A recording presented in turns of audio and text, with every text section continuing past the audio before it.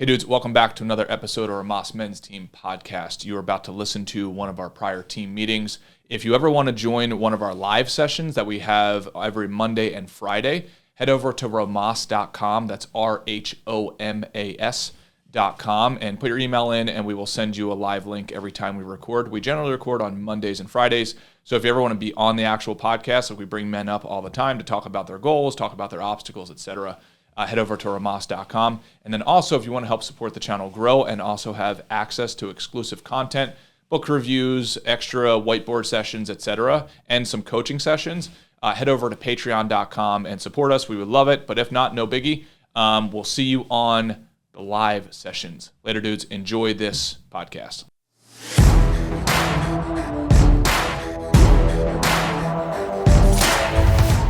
We're live. We're in the cyberflesh. What up, bro? What's up, man? You're fresh out of, was it Austin, Texas? Or No, we were in Dallas, Fort Worth, old DFW area. Oh, nice. Yeah, man. It was awesome, dude. Texas rules, I would say, definitively. Texas is pretty cool. Oh, I love Texas. There's a lot of people moving out of California heading into Texas because the way the California government is running the state is very, very fascinating.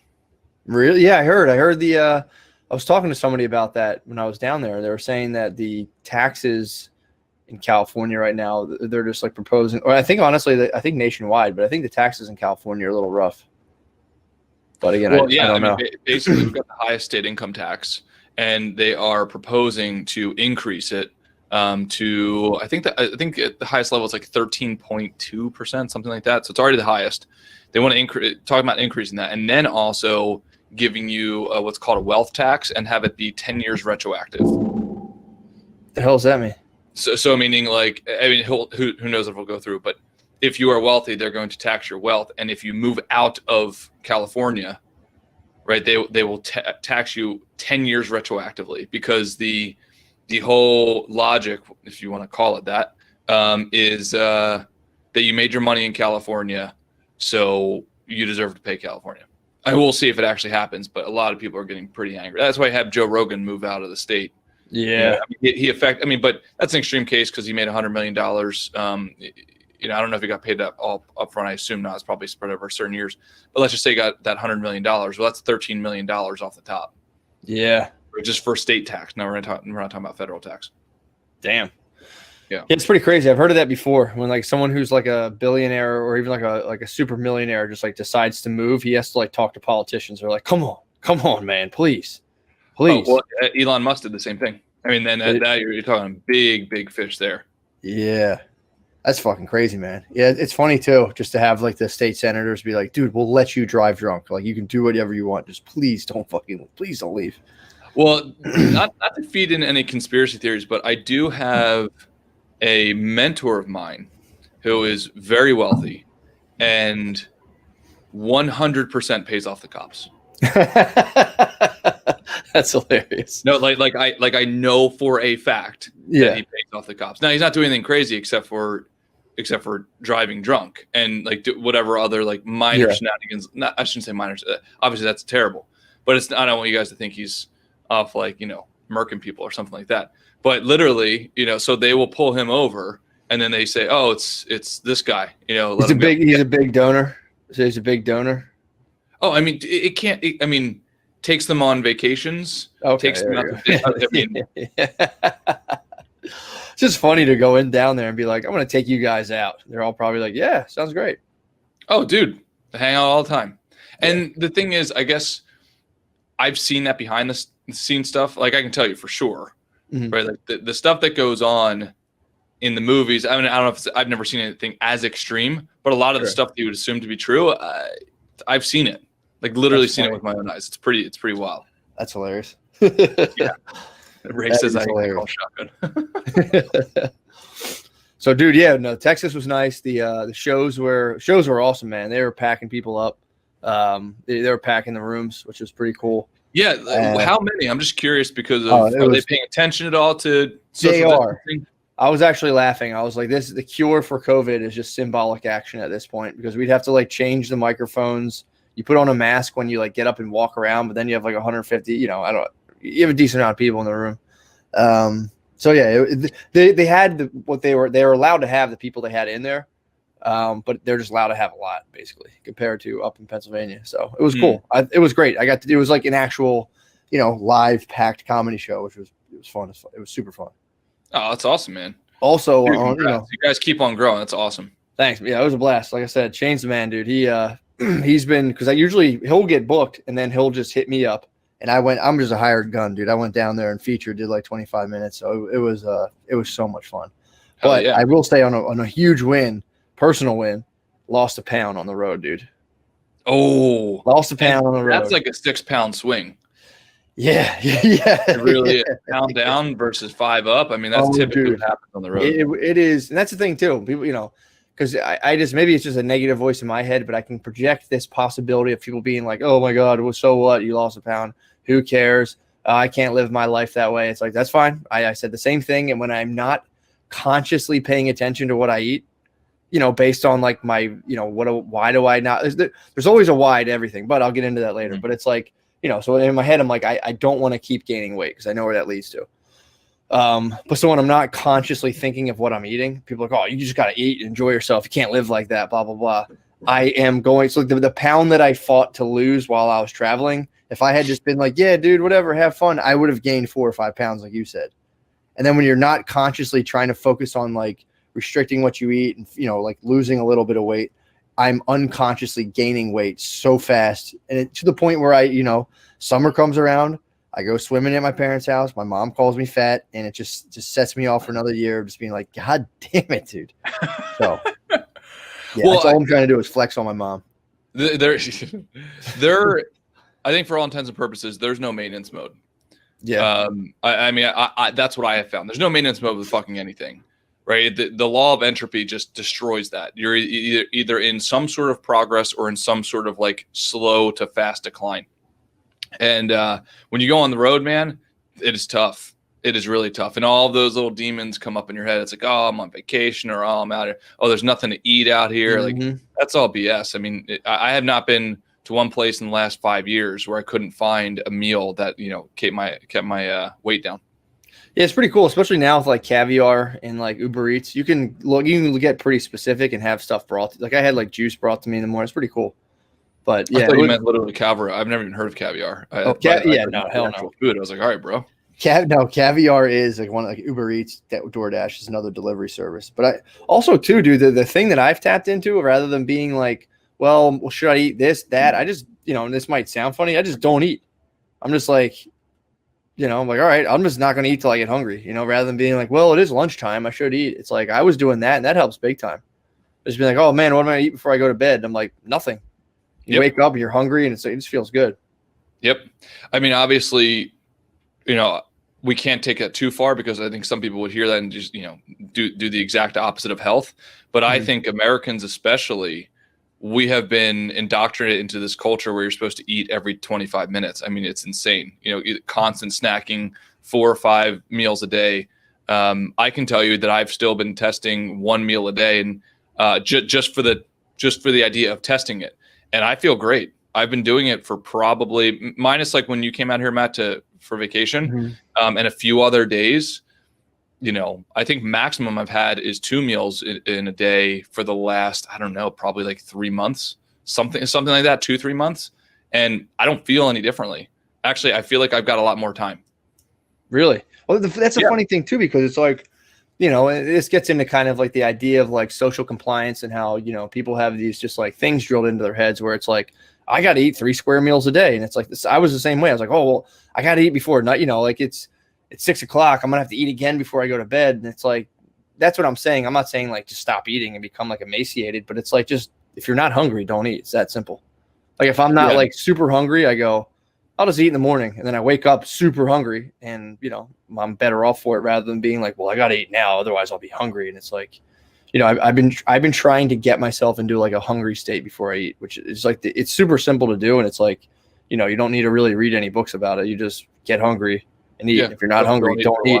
Yeah. If you don't eat for 12 hours or 14 hours, you're fine. You're totally fine. And honestly, like, dude, I've been getting into it, just kind of just like, I'm not going to have anything.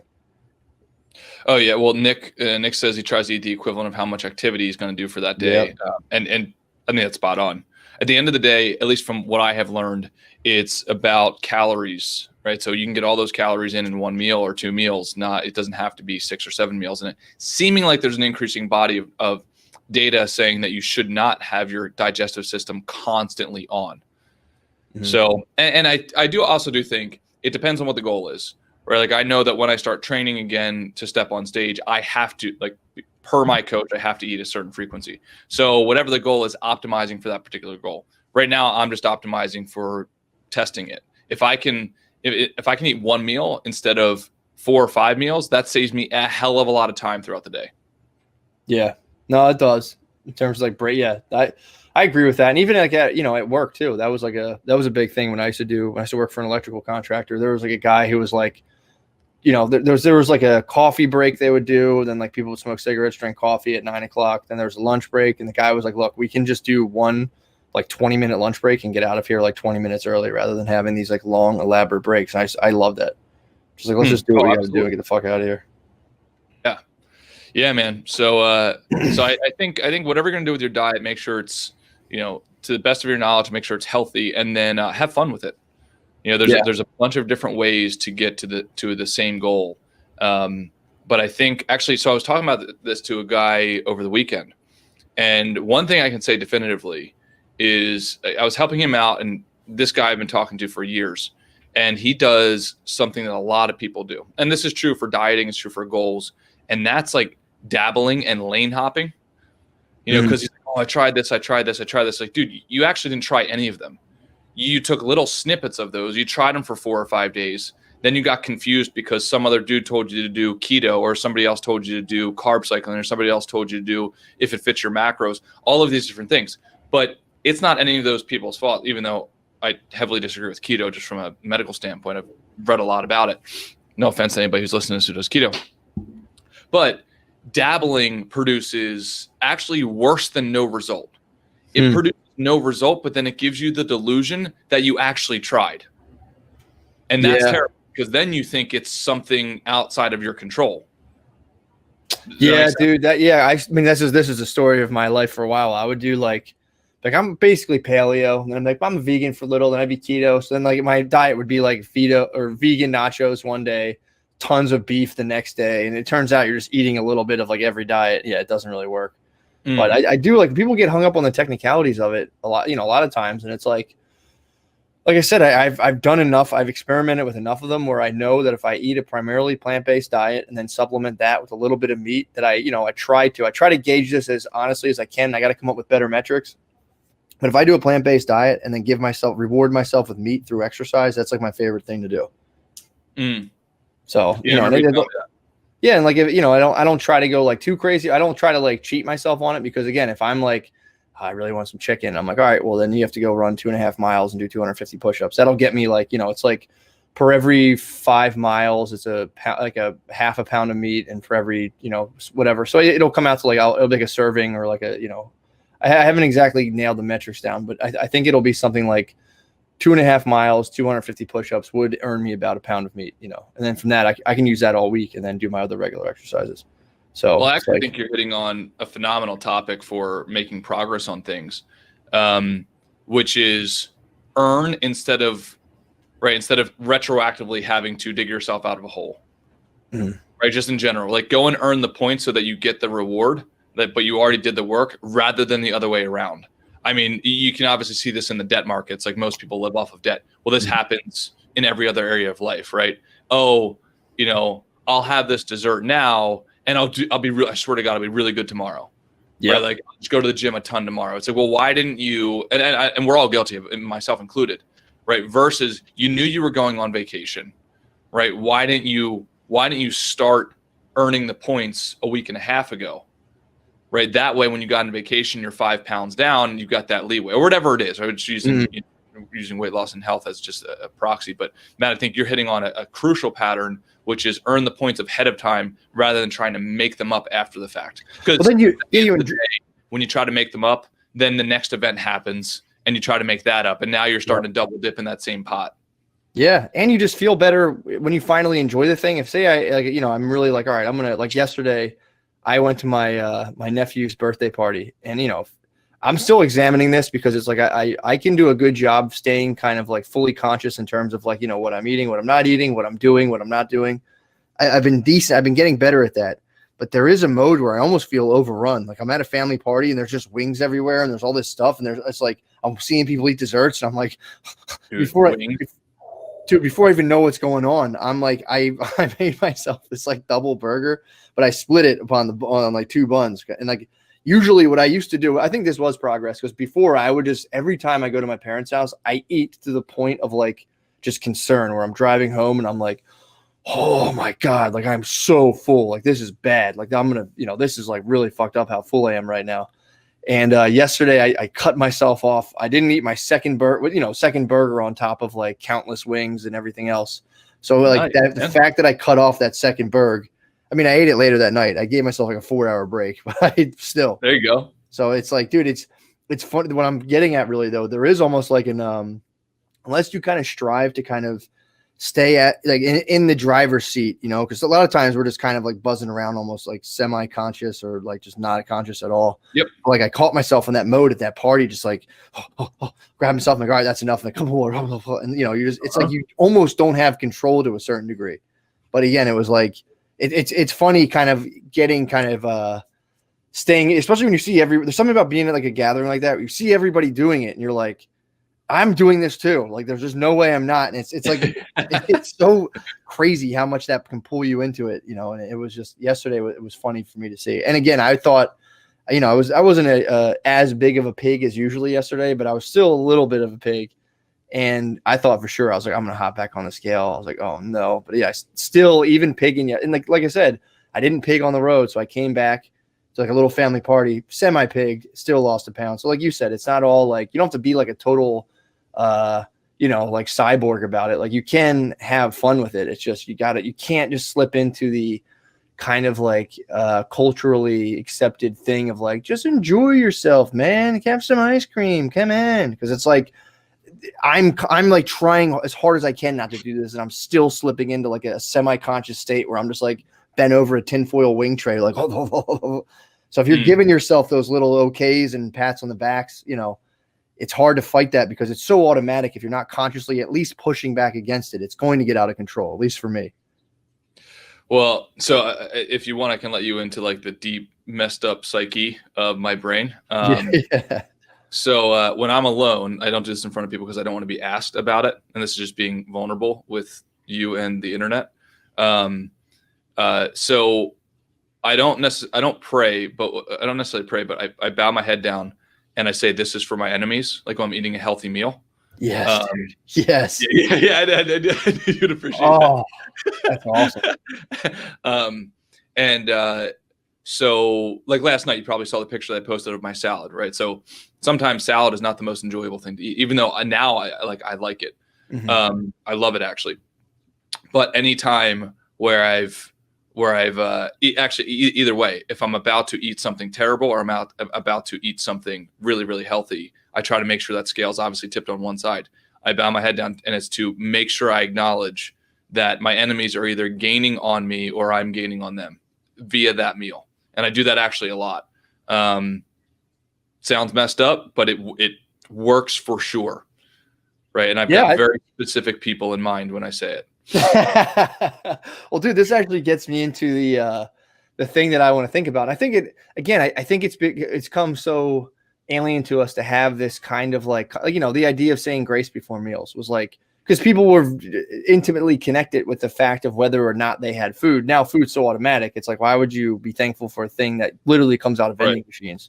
So I like that. And I think, there's a lot of value in kind of approaching these almost mundane events, again, like eating, with this, like almost very, like an intensity of like, dude, this is life or death. Like I might, if I didn't have this stuff, I'd die. Just the fact that it's always around doesn't take away from the, that reality of like, well, if this stuff wasn't around, and vice versa. It's like food's life or death now, but more not in the way of scarcity, but in abundance. So it's like the life and death aspect now is like, are you going to, that's what my grandmother would say about my dad. He's digging his grave with his teeth. Like he just eats so fucking bad. This is Cornelius?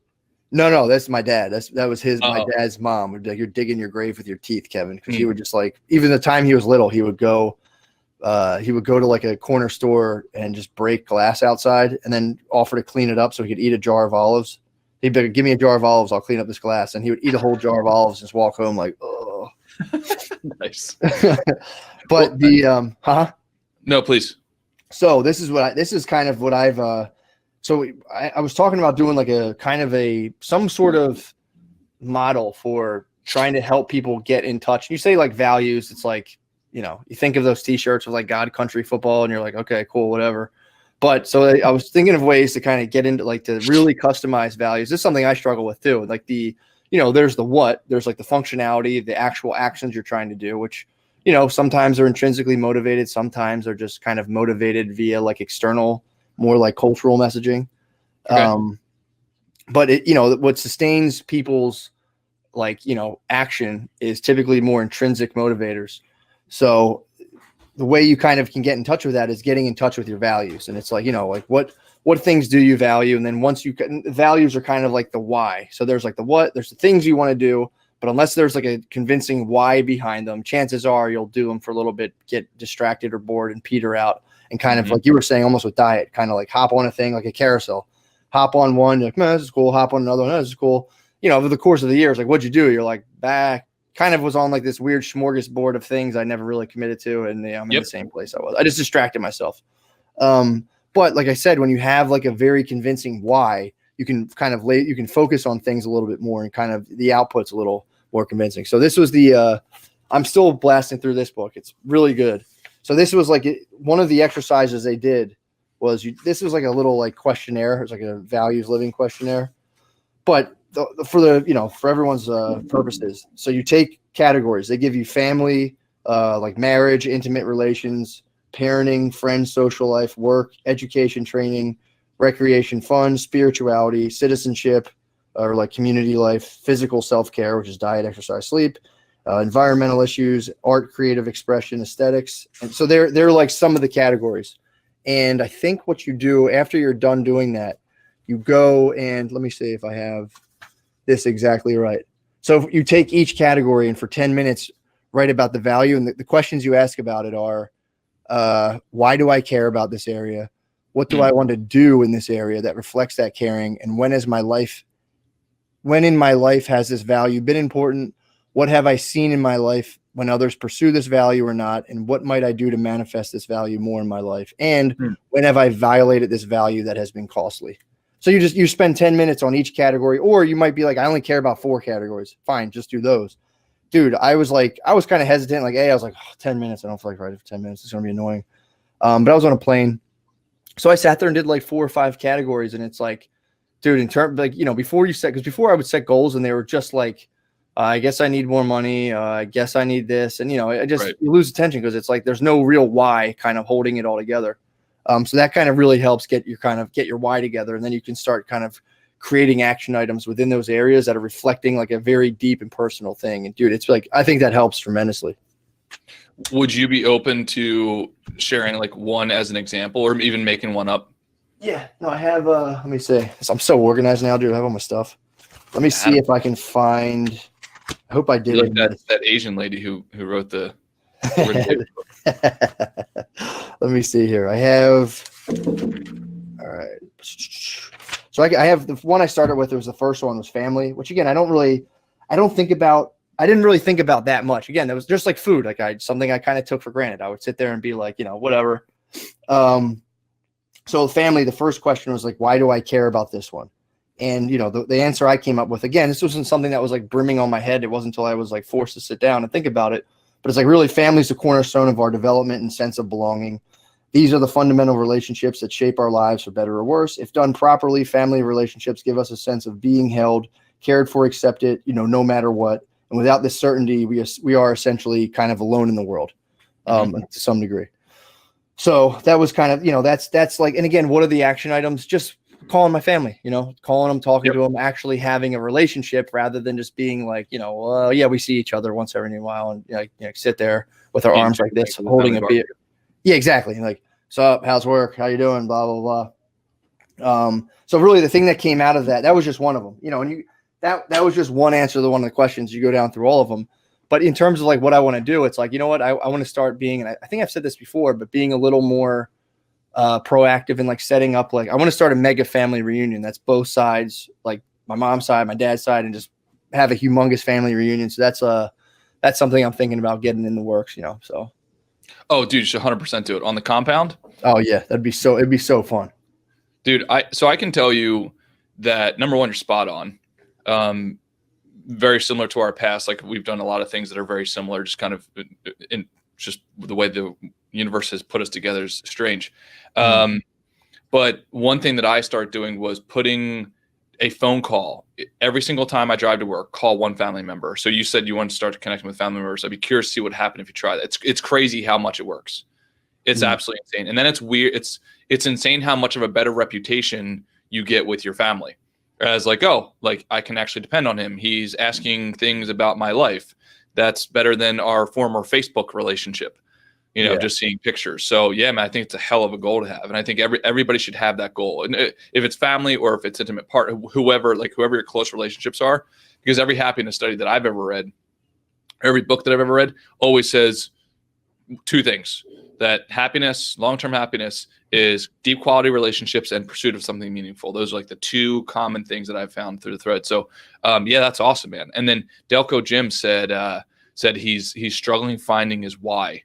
So he says, I feel like a lot of times I'm on the outside looking in, sometimes in every aspect of my life. What would you have to say to something like that, Matt? I mean, again, it's like, it's one of those things that nobody trains you on how to do. So there's like, I can just give you like a brief example. So there's the value writing thing, which I highly recommend. I think people should do, just because people typically are like, yeah, there's things I value. And it's like, what? You're like, yeah, but when you really get down, or here's the other thing too, before you do something. So say like Wes, like, why do you eat healthy?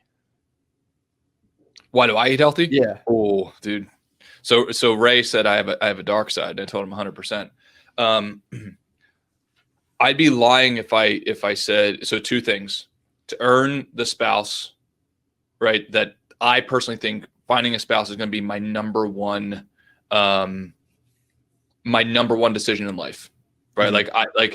I think of finding my spouse like a samurai would think about like finding his, like, I don't know, ultimate kill, something like that, mm-hmm. right? Like it's a very spiritual thing for me, and I connect everything to that and my family, like my mom, my grandmom, and so on. So my brain is just so messed up that it connects to those things. And then it's like, how can I get all of those things? How can I protect the ones that are already my family? And how can I earn the one that's not my family yet to ultimately raise my children? That's why, like, on my coffee mug and on all of my dress shirts, it says Wes, Debbie, that's my mom, Rose, that's my grandmom, wife, and son. I don't have their names yet. That's why it's there. But it reminds me of that. So it's a part dark side, right? It's also like, I know, like, in my mind, the world is a competitive place. I do not want to meet the woman who I'm supposed to marry, and then, I think I've told this before, have Hugh Jackman sit down at the same table, right? Yeah. And then he takes her, like, and as delusional as that's what goes on in my head. That is my benchmark. If Denzel or Hugh Jackman were to sit down at the same table, would I win? And the answer right now is absolutely not. So I've got a lot more fucking salads to eat. So okay, so why is it important for like Hugh Jackman? And I'm not like breaking your balls. This is one of the exercises they do in the book. So I was like, why is it important for Hugh Jackman or Denzel Washington not to steal your wife? Why is it important for them not to steal my wife? Mm-hmm. I kind of want them to.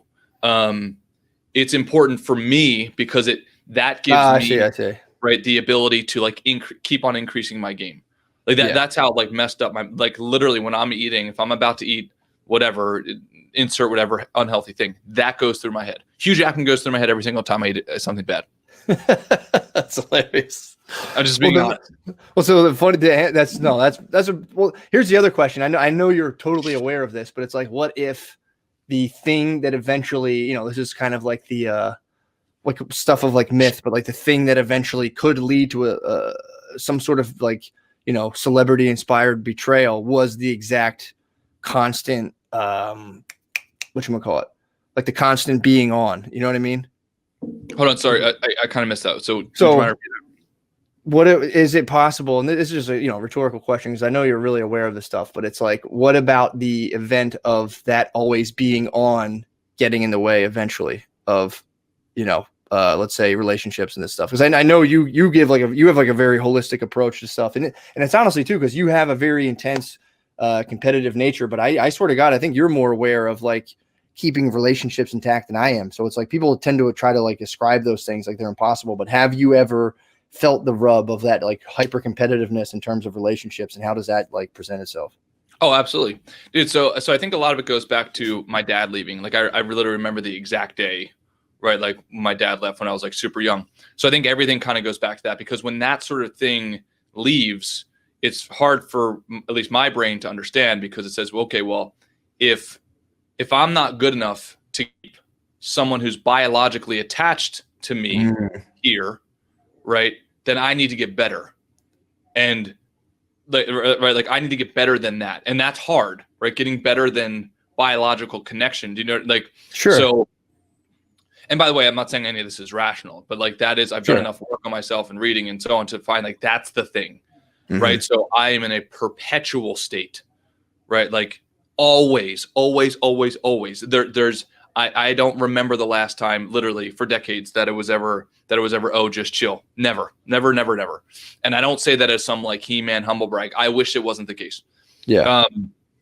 But it does happen. Like, so I'm definitely not telling people to live like me, right? It is, I wouldn't recommend it, but I would say take some of the pieces because they might be useful. So to answer your question, Matt, absolutely, it's gotten in the way. 100%. Yeah.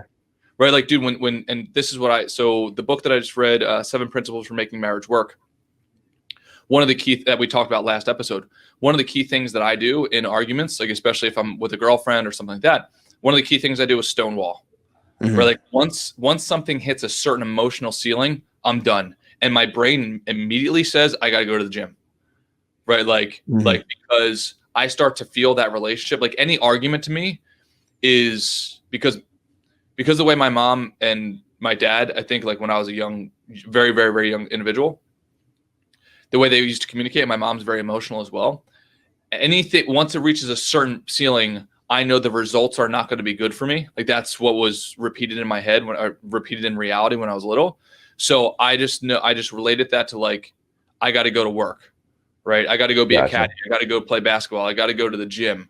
And those things now, like, cause like work, again, then taps into the, well, I'm not good enough for this person right now, right? They're arguing with me. I'm deficient in some area. So I need to go increase and fill in that gap. Does that make sense? That makes total sense. But by doing that, right, then I'm fleeing from the relationship. Do you know what I mean? Because in my messed up logic, right, it's like, no, I'm not fleeing from I'm trying to make myself better for you so that we can grow the relationship. And that becomes a very tricky loop. Yeah, it does, man. Again, it seems like it's a humongous burden, to take all that on.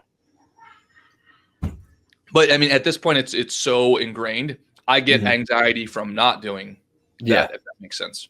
Yeah, there was a video too I watched. It's very similar, and I think this is the kind of thing where I get like, when people get into like hyper productivity or like hyper aspirational goals and everything, a lot of times too, and like you grow up and if there is any sort of like fighting or this or that or like disconnection, typically the kid takes that on as like, oh man, like this is my fault. And the only way I can justify my existence is to like, not just like, get a job, function, be a decent member of society, but like I have to become this larger than life thing in order to like, gain the kind of respect and adoration and all this stuff. So yeah, I think that happens with a lot of people. That's, in terms of, I watched that video like a year ago of being like, you try to make, situations that just weren't okay by just becoming larger than life. And like, it's not just enough to exist. You have to like, achieve on levels that like nobody can understand. And, that's something I think I suffer with as well, but it's like, but I like you said, there's a trade-off. There's like, you don't want to you can easily use like the all chill out man as an excuse into like the oblivion of the unthinking crowd of just being like, yeah, let's just all eat chocolate and look at Twitter until our eyes fucking fall out. So like, I think there's something admirable about being able to kind of like keep that, keep pushing, beyond and past. But, it's just like, how can you stay mindful of having that not undermine all of your efforts, if that makes sense? Yeah, well, dude, it's a good question. But for me, it's like, that is the catalyst for all my efforts, right? Like the way that I think about it is like I'm kind of carrying this like gas lantern around me, that it's like I keep that fuel there, and I know that if I let go of it, it's going to drop and explode, like that sort of thing. But that's the thing that fuels me all the time. So Delco Jim was asking, how he can develop his why, and the best thing that I can say for me is I just remember the pain always. Yep. I remind myself of the pain always, right? Yep. Like getting evicted from where you live, like all those things as a kid, like that stuff is extremely painful.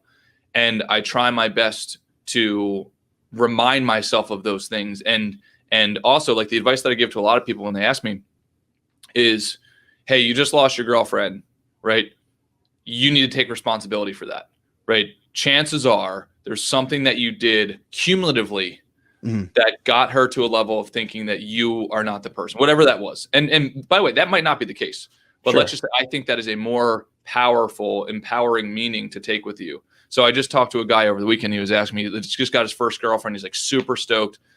And, I told him, I said, don't think that this is the end of the game. This is the beginning, right? So every single day you have to make a decision whether or not you are going to earn her love, right, or not. And I would suggest you look at it like that. Like, do the love as a verb thing, not love as a feeling thing. And I said, you come up with your 5 to 10 metrics. There's not going to be a million. There's going to be 5 to 10, right? Your physical body, your emotional connection to her, your communication, right? Your money, whatever it is, like whatever the 5 to 10 are you, but chances are they'll be the same as you and I, Matt. And it's like every single day, every single decision, whether you like it or not, right? Your emotions don't matter around this. Whether you like it or not, right? The chips are counting on one side or the other. Now it's up to you to not make that so unhealthy. Yeah. Right. So do you know what I mean? So absolutely. No, absolutely. So, but that's just the reality. And I know that might be a harsh worldview, but especially me working in finance, it's like just looking at data. It's like, the bad things that have happened in my life or the losses that I've incurred have been a direct result of my lack of effort, period. Yeah. Well, dude, I mean, I appreciate you saying that, because that honestly, I think that might be the best answer. Then it was also, it's funny, it's exactly in that book. They say, like, so the reason I was asking you too, just to go all the way back, was typically when you ask a person, like you said, you have that just goes to show you, like, you didn't peter out. Typically they say people, if you go, someone's like, what'd you eat for lunch? I ate a salad. Why did you eat a salad? Well, I don't want to gain weight. Why don't you want to gain weight? I don't know, because it's bad. I want to be slimmer. Why is it good to be slimmer? And they just go, I don't know. It's just because that's typically shows people that right. People have like extrinsic kind of culturally programmed motivations. But after like 2 questions of, you're just like, well, this, you could go into your why goes down so far and so deep that it's like, that's what motivation is. And the other thing they said in the book, if you still fail to do that, it's like, think about the things that are painful to think about. And on the other end of them, if you don't just like turn away from them like that, there's typically like extraordinarily powerful motivators hidden behind those things. If you can at least just, be mindful of them enough to kind of like explore them and go into them and not just kind of like turn away from them. So that's literally one of the things to do that. Well, this guy over the weekend asked me, he basically almost had a very similar version of a question that you asked me. And he said, well, don't you get stressed? Like, isn't the way you live stressful? And my response legitimately was no. It was, look, here's the thing. Because I'm so obsessed with trying to obtain certain things, right? Certain results. That forces me to block out 99% of other stuff. Yeah. I'm not watching the news ever. My grandmom calls me like every 15 days because she thinks I'm burning, because she's in Philadelphia and she sees that California's on fire, right? Yeah. So, but the point is, because like my brain will not let me let go of certain things from childhood, right? Like I just by definition, I can't focus on anything else. So automatically I've reduced the majority of the world, right? So that reduces stress right there. But then the other thing is, once you do that, it's kind of that there's 2 Conor McGregor quotes that I actually really like. And regardless of how you feel about Conor McGregor, it doesn't matter. But he says, precision over power, right? So it's like, you don't throw haymakers at the world. That just wastes too much energy. You pick exactly where you want to hit, like right on the chin, right? Yep. And you go for that. No wasted energy. Then the second thing is, Conor McGregor said that he was asked, he's like, well, don't you get stressed when you get in the ring? And he said, no. He's like, actually, the stressful part is kind of the talking about the fight, like all the hype before, all these like crazy stuff. He's like, when I'm in the ring, that's actually when I'm most calm because it's just me and him. No complexity, right? So at the end of the day, that's the way I look at it. It's just me and my body, me and earning money, right? Me and whatever. There's nothing else. There's nothing in between it. And I like that game and I like those odds, right? And I like the fact that I continuously lose at them, because that makes it more interesting. But it's actually not complex. And because my brain has naturally made it so simple, so binary, and I know this is not a good model for a lot of people, but my brain makes it so binary. You're either good enough or you're fucking not. And good enough is just a function of your training and your effort. Yeah, well, it's also too, this is the other thing too, I think that people have to kind of keep in mind, because it's like, and I think you kind of model this, but it's like, there's not really too many, there's certain aspects of stuff that can be helpful almost universally. But as you get more and more into this stuff, you will start to narrow down something that just might work for you. People might go, oh my God. It's like, no, people don't have to ascribe to certain things, but it's like, this is, trying to figure out the thing that works for you specifically, because there's something to a lot of people, a lot of times will be like, well, that's just not healthy. And it's like, why? And again, I know you well enough where it's like, dude, I've leaned on you in terms of like life structure, stuff like that. The stuff that you do, I've borrowed from. It's helped me immensely. You know what I mean? And I could say from, going to social work school and all this other stuff and be like, well, still, that's not healthy. You should do this and that. Da, da, da. And perhaps there's some validity to that as well. Maybe that'll be something down the road, but it's like, I always just want to, the thing I'm trying to stress really is that like, don't be afraid to do a thing that might sound like, holy shit, dude, that's fucking intense, because rather than just kind of trying to evaluate from like a head perspective 2 years ago, I could have evaluated what you're saying and been like, that's not healthy. You can't do that. But I evaluate it from an experiential perspective, which is like, I just tried to do some of the stuff you do in terms of structuring my day. And experientially, I went, this works fantastically. You know what I mean? So there's a big difference between like evaluating just thoughts on thoughts on thoughts and then being like, yeah, I'm right, and going back to whatever you're doing before, versus like, no, shake it up so totally that you're actually experiencing doing something else, and then evaluate that experience rather than like your already biased perception on what you think it is. You know what I mean? That's something big. I think a lot of people struggle with. Well, the thing, I think a lot of it comes down to perspective. Like I've got some friends who are immigrants or who are children of immigrants, and it's like, talk to them about balance. Yeah. Right. Talk to them about healthy versus unhealthy. Like I talk to some people, and because America has become so wealthy, right, and especially where I live, like, so I just had a conversation on Friday. We went on this long hike, and the one guy, and he was being. I'll pop my hoodie off real quick. I'm hot. Oh yeah.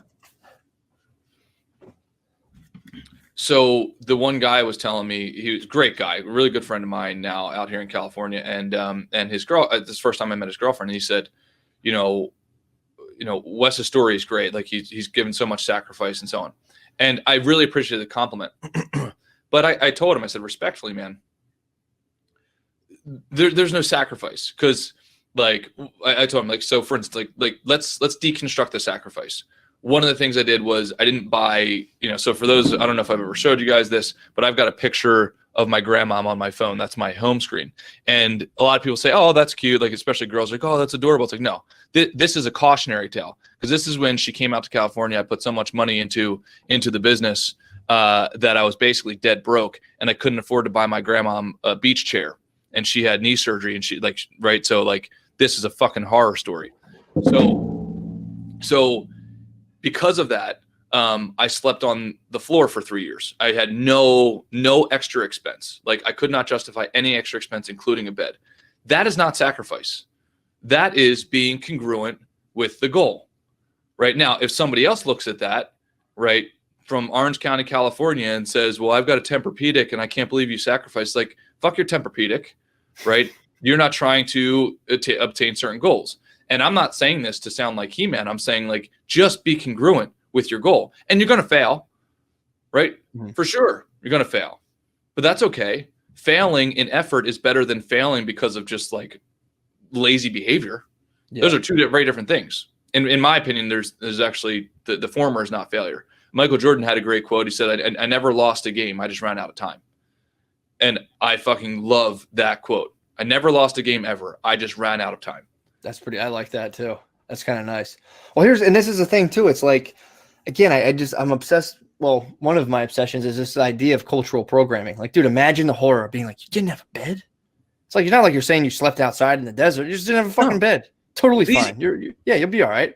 But it's like here, and this is the thing. This is perhaps this is the rub. Because again, I think there's no unanimous good or bad to approaches or like, this is the end all be all. Because I think there's always a trade-off no matter what you do. And, once accepting that makes it a lot easier, because usually I'd be in my head like, well, but then if you do this, here's this downside. And you try to like pursue a path with no downside. And typically that just results in like long paralysis of what you're trying to do, and you don't do anything.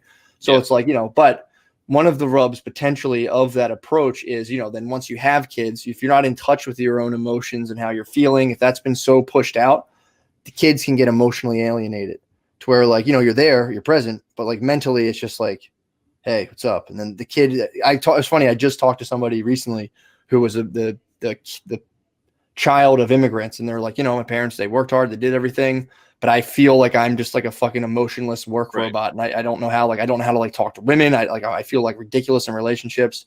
So there, like I said, there is like, there could be a little bit of, at some point expansion into that kind of emotional realm, because that's a whole other world. A person's inner world is a whole other thing to kind of expand into. But like I said, it's like, it all depends on what the person wants to do. But that is a bit of for me, that's a cautionary tale, because I just talked to the guy about that, who was just like, yeah, they were just in it. And I think too, like, it's not like they're bad. It's just like that kind of emotional blunting. It's just a self-protective mechanism. And people don't just enact extreme self-protective mechanisms for no good reason. There's always a reason behind them. But it's a matter of sometimes they can get you through a certain point of life, and then you enter another phase of your life where it's like, all right, this isn't working for me totally, which again is maybe just a little something to think about as well. Well, which is why we focus on holistic performance, because immediately in my head, it's like, because that family, that those parents, no disrespect, but they sucked at the game of emotional intelligence for their kids. Yeah. Right. So that's why I'm 4 books deep right now on relationships, like that sort of thing. Yep. So it's like everything that is important in life, because again, there's only going to be a handful. There is no excuse, right? Time, money, whatever. There's no excuse as to why you can't master those 5 to 10 things. It's actually very easy. I shouldn't say it's easy. Very simple. Yeah. And it can easily start with books. Easily. Audiobooks, books, YouTube video, whatever. Conversations like this, conversation in progress. Stop spending so much time at the bar, right? I'm not hating on people who go to the bar, but I can riff on alcohol. Did you know that half of people who are murdered half of murderers are drunk when they and half of people who get murdered are drunk. Just the other half of the drinking buddy duo. Right now, I'm going off of Jordan Peterson, and I would assume that his data is at least somewhat accurate, right? Mm-hmm. So anyway, the point is, right, like, instead of spending time on those things that are not moving the needle for you, start to take a little bit of that time and apply it towards something else. Don't take my word for it. Don't take Matt's word for it. Take a half hour of that day where you're going to go to Nick's Roast Beef to join the 10 a.m. crew, because apparently that's a real thing of my buddies back east. They go to Nick's Roast Beef at Saturday morning, 10 a.m., and they drink like fish until like 2 p.m. Yeah. Take a little bit of that time, preferably pre-alcohol, right? So take a little bit of time in the morning and go at 10:30 instead of 10, right? And in between that time, read a book or read something or have a conversation with a buddy who's going to push you to be something. And little by little, you'll see that we're right? That you can actually master a lot of phenomenal areas in life. Become a master at it. Be better than anybody else. You can be the best at it, because that's my goal too. Be the best at everything. Everything I want to be the best at. I strive for perfection, but I know that's not attainable. But I can be the best. I can be better than anybody else that I know in every domain that I want to. Yeah, that's living that's living underneath an ideal, which again has been strongly discouraged. I feel like, people used to live under the ideal of religion, under the, all these other things, that kind of fell flat, because I think a lot of that belief system kind of, got corrupted and kind of ate itself alive. And then it kind of gave way to this, like, just like, who cares about anything? And it's like, you do that for 20 years and it's like, oh, that's a mess. That's a humongous mess. And, this is something too, I've been, in the book, The Denial of Death, they talk about people, pretty much all people for the most part, are seeking some form of personal apotheosis, which just means like a person taking on their ultimate form and like rising. And typically they say people do that through hero systems, whether that's like, the world of business, the world of family, the world of like fitting in with kind of culture and all those other things. And that's something too to think about as well. Like what would be the ultimate expression of your own identity? Like, if you could just totally fantasize, what would that be? And then it's like just trying to keep that over your head and just try to do things that move you towards that. It's that simple, man. Or the other thing too, or it's like you just go, oh, it's impossible. Oh, everything sucks. And this is something too I was talking about recently. It was like, I was talking to someone and they were like, yeah, but like, dude, that's just like, people say they're going to do all that stuff. It's impossible. That guy can't do that. That guy can't do it. And it's like, it just doesn't work that way. And it's like, I think they were basically saying they're having delusions of grandeur and everything. And it's like totally possible. I don't think it was a bad point they were making, but there's also delusions of like inherent and total negativity. And they're very easy to prove right. You can go, it's pointless. And you kind of don't really try, or you're trying to half try. Doesn't work once. You go, I knew it was pointless. I knew I was right. And people are so like, there's like this yearning for orientation. Again, from the book I'm reading, people want to be oriented in the world. They want to know what's going on. So you kind of test reality in a very easy and protective way, is being like, oh, it's pointless. Again, you try something once, it fails. You go, I knew it was pointless. And even though, I'm living under this identity of like like I'm a loser, I'm this, I'm that. At least I know what I am. And that there's a comfort in that, and I think a lot of people kind of give into that. Like you were saying, Wes, I think that is, again, I don't think what you're thinking is wrong by any means. I think, like, again, if you take in, like, if any of us just take in our situation as it is, like we're born, we learn, by the time we kind of figure out what's going on, we're already halfway closer to death, and then you die. You know what I mean? So it's like, if people consciously think of that all the time, it's just like, oh my God, it's overwhelming. So it's like to say, like you were saying, like, you got to be good, you got to be awesome. It's like, these are kind of the laws of nature, and it's like, we've civilized away from that a little bit to an extent, but it's like, it's still kind of there. So like, this stuff's very complicated, but in reality, it's like, again, just pick, what could you do in the domains of like relationships, of personal self-care, like exercise, of finance, of this, of that, spirituality, meaning, all of that stuff. Like, just write about those 10 things for, 10 minutes, and then just think of action items. Like you were saying, Wes, if you do 2 of them a week, you'll go, that was kind of nice. I guarantee it, dude. And if you go, oh man, that was scary, that sucked, then you go, okay, what sucked about it? Why was it scary? Why was it painful? Flip this, rather than just retreating back to like, a football uniform on a couch and beer on Sunday or whatever you got to do. And I don't want to talk down to people, but I swear to God, I think that stuff really does distract people. Dude, rather than doing that, football, just again, just examine, like, why was it painful? What was I feeling? What was I thinking? And really, examine that. And then it's like, bam, here's a humongous source of meaning for you. Whether that's like, oh, I felt kind of disconnected, or, and my relationships don't feel right. It's all right. Well, go then make it your goal to get a secure relationship, rather than being like, oh, it's just impossible.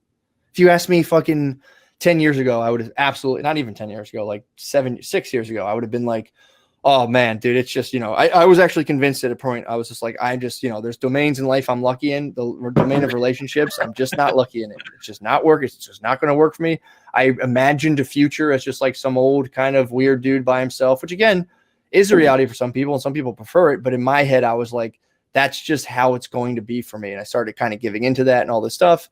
And then, my marriage I'm in now, like you said, Wes, I just, I read about it. I went to couples counseling, all of the stuff that I originally was like, I don't do that kind of stuff. I just did that kind of stuff I said I don't do, experienced it rather than just kind of evaluate it, and was like, no, that's not for me, based on nothing other than like, fear of rejection or like ridicule, like, aha, you're doing that. Yep. Experienced it. It was super helpful. And then it was like, oh, cool. Now I'm in a functional relationship. And it's like, oh, wow, this is crazy. I've never been in one before. So I'm like, this is nuts. And again, if I had just been like, yeah, girls are crazy, or, you just can't, it's just not blah, blah, blah, blah, blah. I could have easily proved that right if I just allowed myself to give into that kind of thinking. Yeah, I was taught at an early age. I think it was from Jim Rohn. I used to listen to his speeches all the time, and he said that the day his life changed was the day he realized everything was a study. So that happiness is a study, wealth is a study, your physical body is a study. There are patterns to everything, and if you understand that and don't get emotional about it, the game becomes very doable. It's not easy, but it becomes doable. Oh, I'm emotional. I'm chaotic. Okay, there are books out there on this, or there's people I can talk to about this. How can I improve it? There's always a way to improve. And And especially for those abstract areas of like communication and soft skills, people think that it's just, oh, it is what it is. Like you were saying, Matt, like, I mean, they're lucky or I'm unlucky. It's like, no, these are just skills. They're a little bit harder to learn because they're invisible, right? There's a little more nuance to them. But if you treat that, right, if we treat it like our lives, the things that are really important to us, like we were forced to treat random like history classes, right, growing up in grade school and high school. Like, think about the amount of classes that we've taken that have basically served no purpose, like no purpose. I remember taking this course in undergrad, and this history teacher, Matt, I don't think you had him, but this history teacher, he would make us read 80 pages of textbook of history a night. It was the worst thing ever, right? I'd so much rather watch a YouTube show on it, right, something like that, and it would be much more engaging. But that particular class was a complete waste of my time. I could have learned that information in a much more fun way. I don't remember anything from it, but that was a disaster. So just add up all the classes that we've taken in our lives: grade school, middle school, high school, college, if you went to college, etc. Just apply a fraction of that effort that you were forced to do, right? Somebody told you to do it, right? Apply a fraction of that effort towards things that you might have little hiccups in life right now. Yeah. Right? Doesn't matter. Relationships, body, money, whatever. Right?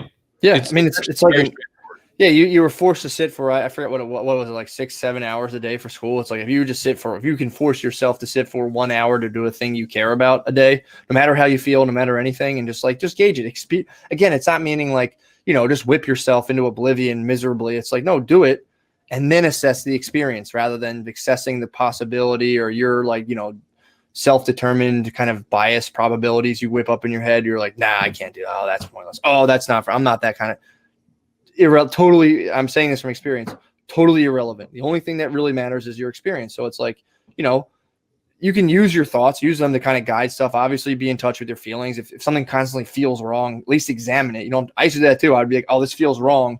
I'm like, I'm going to stop doing this. But in reality, it wasn't the thing I was doing. It was my mindset and me being like, I'm not good at this, or I'm not worthy of this, or blah, blah, blah, blah. And I would talk myself out of things, for honestly, I think for some of it, and I struggle back and forth on this. I think that's kind of why, and I'm still kind of puzzling this out, because I just stopped liking comedy. I just stopped doing stand. I was like, this sucks. I don't want to do stand up. I didn't care if I did well, if I did bad. It was the same feeling. Didn't care. Just there was no, and I realized it was because I was operating on the thing of like, initially it was like, I want to do stand up. I want to do stand up comedy. And then like you start getting these kind of like these thoughts of like, you're making people laugh. You're like, oh, I could be like famous or something. This will be awesome.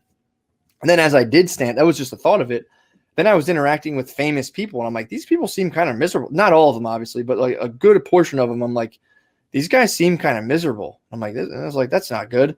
And then I remember reading, I think it was in Infinite Jest. There was a part where they talk about how famous people, they're like, oh, again, that's a personal apotheosis. That's like, I've transcended my mundane existence. Now I'm of this like, divine class of other people. But then, there was just one sentence where it was like, yeah, but nobody thinks about the fear of losing fame once they have it and how that kind of tortures people. And it's the same thing. It's not the external things. It's like, are you okay with yourself? And as soon as I did enough kind of work and reflection to be like to the point where I'm like, I genuinely am okay with myself. Like no matter where I found myself, if I had to quit everything and go just work and, provide for my family, I'd be okay with that. I really would. So it's like, until you actually embrace the fact that like, I'm okay with myself. And dude, I do this at nighttime. I highly recommend it. It sounds really funny, but I will lay in bed and typically like, I lay in bed and I'm like, oh, give me an audiobook. Oh, give me this. I don't want to just lay with myself. Like, and then like, I've been doing this thing where like in my head, I just imagine that I'm hugging myself. Like I'm just giving myself a big hug. And it was funny too, because I'm like, dude, I better not get a boner. This will open up a can of worms I'm not ready to tackle. So it's like, dude, I've been doing this in those times. Like I used to have nights of just like pure existential dread where it was just like, oh my God, like you're just one of the many who veered so far off the course. You'll just perish in misery. Oh my God, it's coming. I can feel it. And, I don't have those kind of intense kind of feelings and like negative thoughts, but it's like, I'll feel like remnants of that every now and again. And again, I just give myself I'm laying in bed and I just imagine giving myself a big old hug and being like, if it was just me, I say kind of you and me, because I'm, envisioning like myself hugging myself. And I'm like, I truly feel self-contained in a way where I feel okay. And then I'm going to move, not just like stop, but I'm going to move forward from that direction so that my actions reflect a kind of sense of security and peace that I actually want to go spread out in the world, rather than like this desperate knee jerk reaction where I'm just going to run into like a thing of like cats who are fighting and be like along with them, and it's like, it's taking a long while. And I think age helps with it too, but it's like, that's just like that simple question. Like if you're laying there in the quiet, are you okay with yourself? Like, honestly, are you okay with yourself? And if you're not feeling okay with yourself, can you in a way calm yourself or, give yourself some form of peace? And that's a skill. It's like, you can look at it as a different way, but it's a very valuable skill that I've just very recently learned how to do. And it's kind of nice. It's a nice feeling, and it can give you a nice sense of security. Oh, without a doubt. Do you want to have one of the guys hop on? I'm seeing a lot of good comments. And first of all, the comment about hugging yourself and scared of the repercussions of that potentially, that's hilarious. I was like, I'm gonna get a boner for myself, and this is just gonna. But you're hitting on a great topic. As men, often we have a buddy who said his psychologist asked him, he's like, "Do you love yourself?" And he's like, "I don't really know what that means, right?" But going down that road of self-care, I think as men we have not been socialized to do that. I think women do, by and large, a phenomenal job relative to men. But yeah, you have to do that. Right, like that's what Jordan Peterson says: treat yourself as you would your son, right? Treat yourself as somebody you would that you love and want to see grow, and that is a very difficult thing. And I want to say I appreciate Delco Jim sharing a lot. He shared a lot up there, and that's awesome. And dude, Delco Jim, just so you know, I deal with the same shit. Like growing from a family, kind of like a broken family myself to a certain degree. I can respect the difficulty in trying to find and build a partnership when there might be some self-worth things going on, but just know, Delco Jim, we all have that, right? So that's like part of but that should help fuel you even more. Like the experiences that you've had in your past, you will bring so much value to other humans, especially your family in the future, because you know now what not to do and what not to be. And oftentimes solving the equation for progress is figuring out what not to do rather than what to do. And I would say this, and I say this out of love, just like for my situation, you were actually blessed with that past because now you know what hell can look like, so stay away from that. Most people just have a theoretical hell, especially out here where I live, right, in Orange County, right?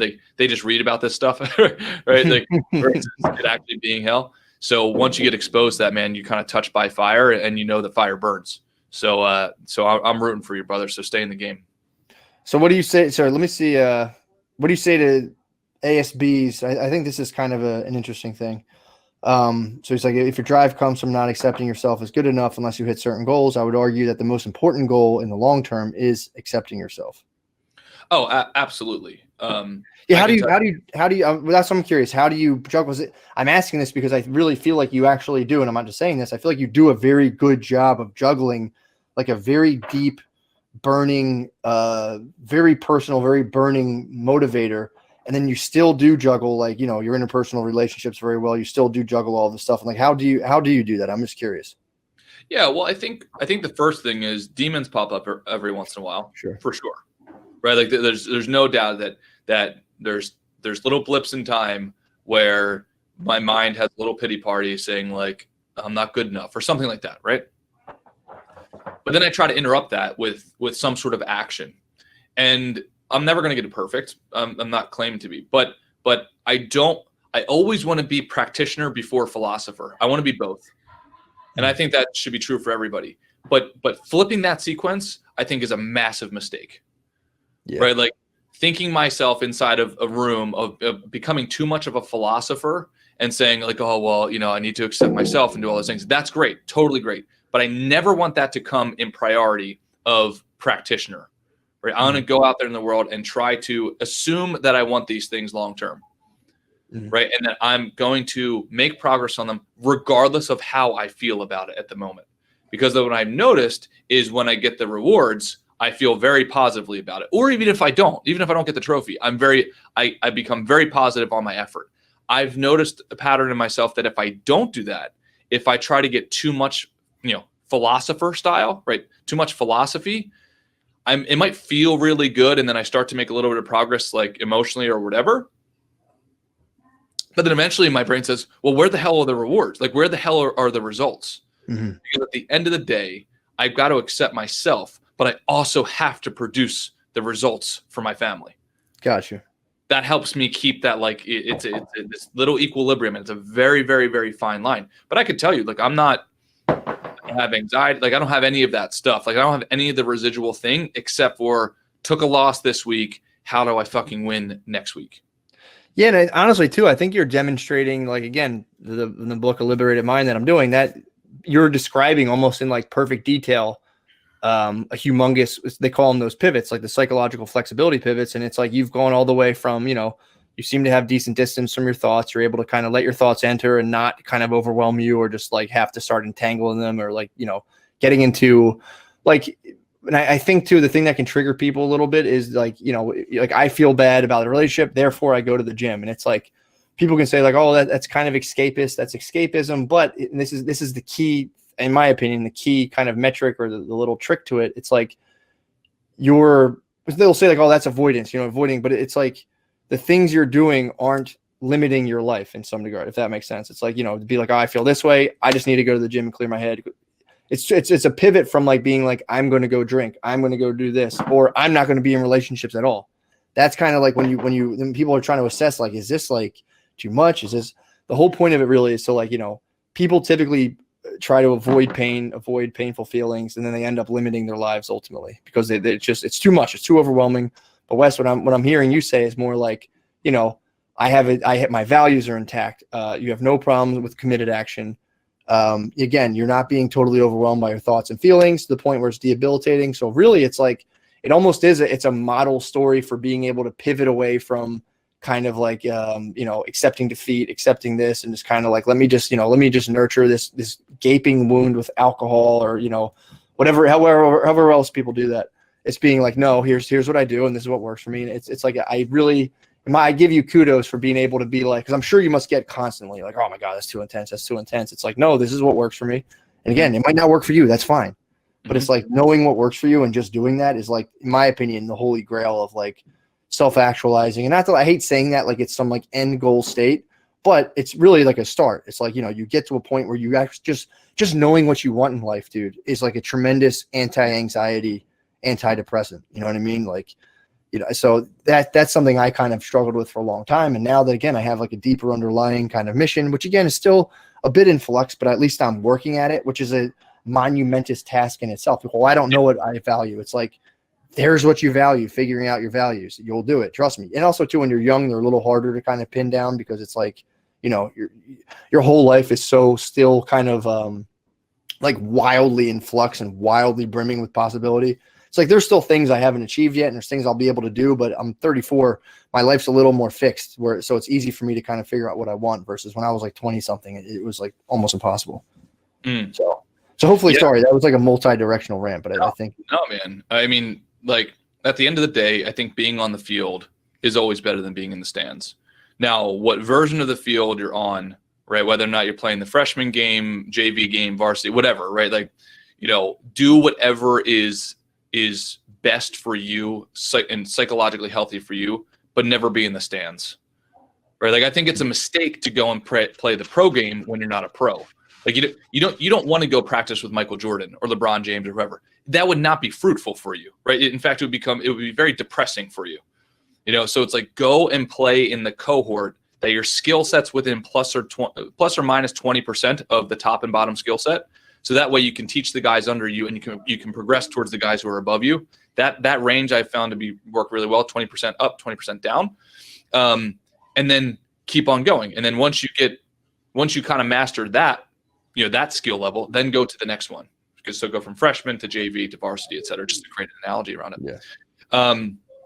And then to ASB's question, he said, realistically, when has it ever happened to me? It sounds like you've never been at risk of being too much of a philosopher, biased towards passive thought.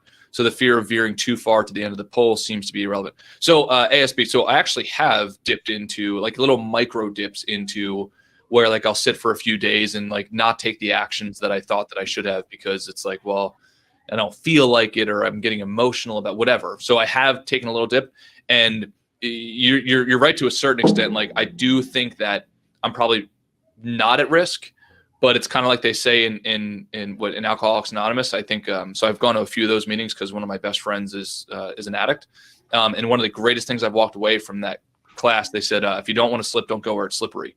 So like, I try not to send my mind even in remotely in the direction that I want to go. And yes, for sure, I take it to extreme. There's no doubt about it. But I'd rather err on the side of extreme effort than err on the side of like extreme whatever else the negative side of that would be. Too much philosophy and so on. Because look, we've seen some of the greatest minds in our history go down the route of nihilism. Mm-hmm. Right. They very quickly, I'd say relatively quickly go down this road of becoming too much of a philosopher. And your brain can catch on a line of logic where all of a sudden you move out to the middle of the woods. Right. Like that sort of thing. I'm so scared of that side that I don't even want to start to even play with it, if that makes sense. And yes, it does get to a psychotic degree. I feel bad if I watch a movie. I feel bad if I watch a TV show. Like, because to me, that starts to creep into that direction. So like I have a certain level of anxiety around that particular stuff, but I'd rather have anxiety around the not doing, right? Like potentially not doing, than I'm actually not doing, if that makes sense. And waking up one day and saying, oh shit, I just threw away 5 years.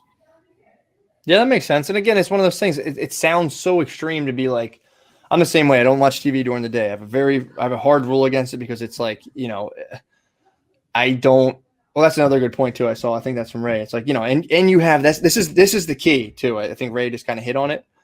As long as you're self-aware, like you were very self-aware. So it's like, yeah. So if you're that's the biggest thing. But it's like, dude, again, it sounds extreme. Like, oh man, I don't watch TV. I don't watch TV. I feel guilty when I watch TV shows. There's a ton of them that are horrible, dude. I sit down, I watch it, and again, this is if people sit there and they're like, this is awesome, this is great. Cool, but for the most part, I sit down and watch TV at nighttime just to spend quality time with my wife. She likes to watch TV. If I didn't watch TV ever, I'd be totally fine because there's rarely any good shows. And then if there is a good show, I'll just compulsively watch it and be like, damn it, I wasted my time.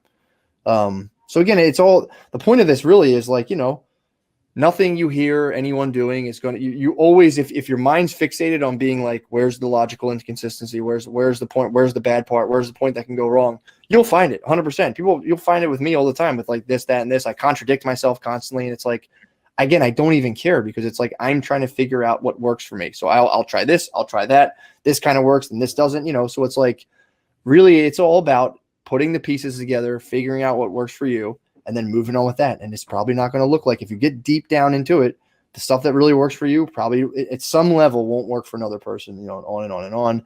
And the other thing I think helps too, is just to stay on the values thing is, and this is something I'm going to start doing, rather than kind of like the vision board, I'm going to start studying certain certain people I admire, just, whatever, in every capacity, start studying them. And then on my wall, just have like a little kind of like mashup. I think I talked about this last time, like almost like someone said, like a Sgt. Pepper's mashup of just like the faces of people I admire. So when I'm doing stuff, I'm working, you glance and you just see all of these towering figures, and not just like, oh, wow, those guys are awesome, but specifically attaching a certain value or unique trait to each person. And then being like, what would that person do? What would that person do? It was kind of like the reason people would like confer with their ancestors and stuff, to be like, this is what I valued about him. And I heard about this guy who was 3 generations before me. Let me try to channel those values, so it's like, again, and like, I always go back to like, well, why? Because I think that's such a good question. I think people give 4-year-olds a hard time about asking why about everything.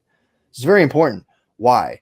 So you don't just soak in, because if you're not consciously corralling your attention and, using that, again, not just for like, I used to meditate just for the sake of meditating, which really was just to escape reality. It would just be like, I just want to feel peaceful and blissed out. I'm like, this doesn't work. I must not be doing it right.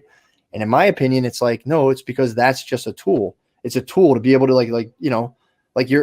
this is something I struggle with all the time, but it's like, dude, I know your thoughts are attractive and, you get real into them, you buy into them. They tell you good things about yourself, or they tell you horrible things about yourself, which I think is just another protective mechanism to keep you from actually doing things and experiencing more anxiety. But it's like, the whole idea of gaining some sort of peace of mind. I said it last week, man. And it's like, it's just a fleeting state. If you can tap into that for like 10 or 12 seconds, you did it. In my opinion, you're a meditation master. That's all you need to do. So that then you can as much as you can, start to consciously steer your action.